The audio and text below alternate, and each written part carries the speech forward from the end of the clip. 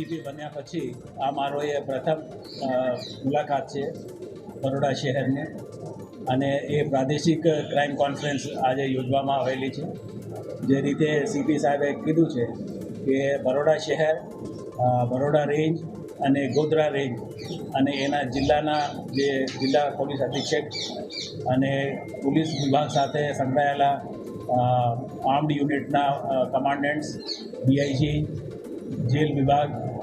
અને રેલવે વિભાગ, એ તમામ અધિકારીઓને અહીંયા ઉપસ્થિત કરવામાં આવેલું છે. અને હેડ ઓફિસના જે પોલીસ ભવન ગાંધીનગરમાં જે અધિકારીઓ બેસે છે કે cyber centre of excellence, anti narcotic task force, state traffic branch અને સીઆઈડી ક્રાઇમ, આ રીતે જે મુખ્ય મથકમાં બેઠેલા અધિકારીઓને પણ यहाँ पे ઉપસ્થિત રૂબરૂ કરવામાં આવેલી છે, તાકે એક હોલ ઓફ પોલીસ ફંક્શનિંગ એકબીજાને જે મદદ હોય અથવા એકબીજાને જે ગુડ પ્રેક્ટિસીસ હોય એ સમજી શકે અને એક સિનર્જિસ્ટિક ઇફેક્ટ